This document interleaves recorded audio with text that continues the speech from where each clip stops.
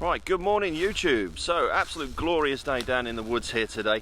We're going to be doing a recipe today. So, we've got the book by Ray Mears in our bag, The Wilderness Chef. So, we're going to be doing one of those recipes today with a little bit of a twist. So, without further ado, let's skip straight to the intro.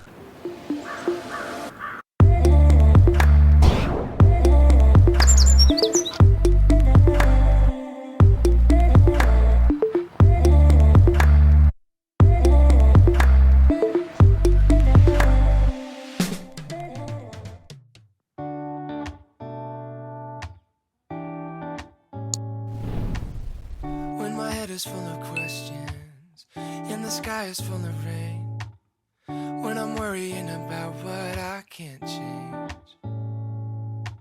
I take a look at my reflection and try to make a funny face, and for a second all my sorrows melt away. As if we just smile, we can forget all of our troubles for a while. We can just live inside this moment. You and I get through the darkness, knowing we'll find the light. If we just smile, if we just smile, yeah, if we just smile. Maybe we focus on the future. No use in living in the past. Try to remember that the bad times never last. And every day one step at a time, we gonna make it alright. If we stick together, we'll be fine. 'Cause if we just smile, we can forget all of our troubles for a while. Right, well I was hoping to use a bit of birch water for this recipe today, but we're a little bit late. I've just noticed the buds have already started to sprout, so that's a sign that you're a little bit too late at harvesting birch sap. But hey ho, we'll just use plain old water for this. So, this is the book that I was talking about, The Wilderness Chef by Ray Mears. So, if you've ever seen, there's tons and tons of it on Instagram and on Facebook and stuff. You see these fantastic campfire recipes and you think, I'm going to go out into the woods and have a go at that. And then you get out there and then whatever you make turns out black, cold, raw in the middle. But anyway, so this book here by Ray Mears is an absolute brilliant book, and it will basically give you all of the ideas of recipes, how to actually cook, what methods to cook, and it's just a really, really good book if you're into cooking outdoors. So definitely recommend sticking that amongst your library at home. But anyway, let's get on with this recipe. Like I say, it is a really, really simple recipe with just a little bit of a twist. So let's get everything out and get it started. So all of my cook gear is kept in one of these little cubes here, and these are absolutely brilliant, these cubes are. These are made by a friend of mine, Ginger. I'll stick a link to him down in the description there. But these are absolutely brilliant for stuffing things like your cooking stuff, your utensils. I even keep spare clothes and sleeping stuff in some of these if I'm doing like a multi-day hike. But yeah, all of the cook gear for what we're going to do is in here today. So we're going to be cooking off a gas stove today because where we are at the moment there are no fires allowed where we are here today. So we're going to be cooking off a gas fire. Obviously bannock should be cooked in a Dutch oven or the lid of a Dutch oven over an open fire. That is how you should be doing it, but you know, needs must, and you've got to adapt to your environment. So anyway, let's take a look at the recipe. Right, I've just realised I can't remember whether this bag of flour is self-raising flour or whether it's plain flour. So it might be bannock, it might be chapatis, I'm not quite sure. Anyway, we said we're going to be doing this recipe with a little bit of a twist. So we're going to be cooking our bannock with some red deer jerky here. So this is from Renjer. You've seen Renjer jerky in a lot of my videos. So what we've got here is we've got a bag of zero waste jerky. So this is basically all the small little bits that come off the actual pieces of meat when it's cut into portion sizes. So instead of that going in the bin, this is all packed up, and for using like recipes and things like this, it's absolutely brilliant. We've done a jerky scrolls video before. Stick a link to that up the top there for you to have a look at. But yeah, we're going to be cooking some bannock with some jerky and a few other little bits as well. Right, she's making tons of noise in the video, apologies for this. So what do we need for this recipe? So we need self-raising flour. We'll see whether it's self-raising in a minute. So we need a cup of that. We've got a bag of jerky here.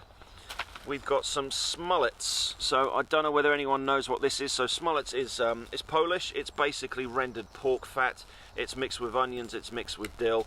It basically gets thrown on anything in a Polish recipe, this does. So we're going to be sticking some of that in the mix as well.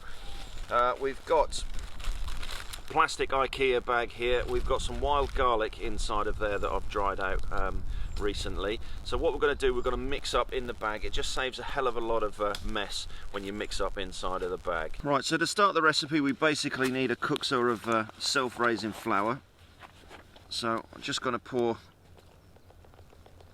about a cookser's worth of the hopefully self-raising flour into there. So I've just got some wild dried garlic inside of there, and I'm just going to give that a bit of a scrunch up just to break up all of the strands of the garlic there. So what we'll do is we'll put our flour into the bag. Here's another one of Ginger's ideas. This is absolute brilliant as a camp roll, this is.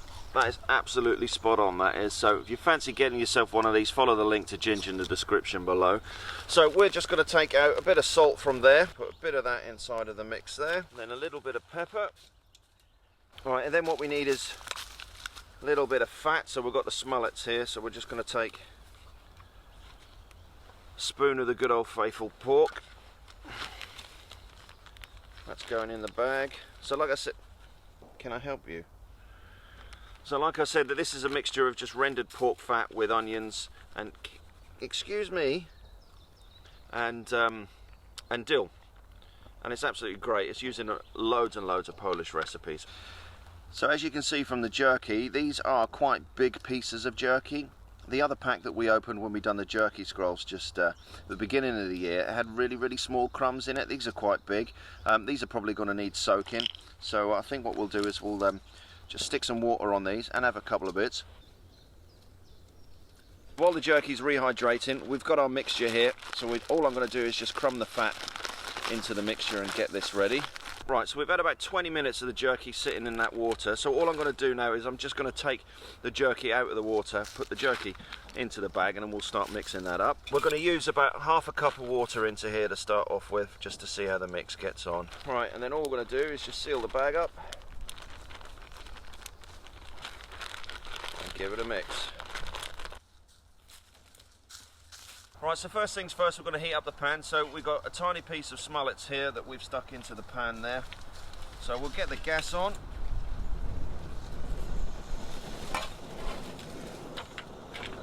Turn that down a good bit actually, because you don't want this too hot.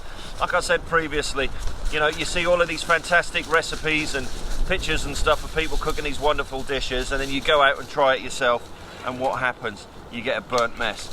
And most of that is because people are trying to cook too quickly. So anyway, we've got a nice low heat on here.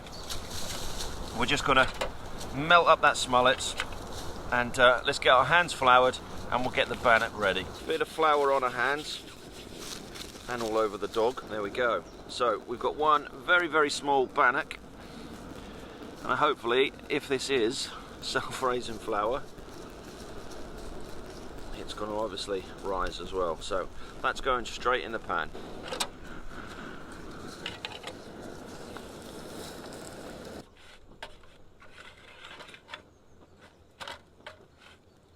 Right, I think we are pretty much there. So, yep. We'll get the coffee on. We'll let this cool down a bit, and we'll see how this is. Right, so here we are, we're back at the van, as you've guessed. I ran out of batteries and I left the blooming charging cable in the van as well. But this bannock came out absolutely beautiful. When this was fresh out of the pan and still warm, it was absolutely lovely. What I would recommend if you're following this recipe is do soak your jerky, because it has come out absolutely beautiful once the jerky has been soaked. I'll stick a full recipe in the description below there if you fancy giving this recipe a go. So there we go. So thanks for watching this week's video. If you haven't subscribed to the channel, then please hit the subscribe button just below here. And as always, a couple of videos for you to take a look at, and we'll see you next week on the next one.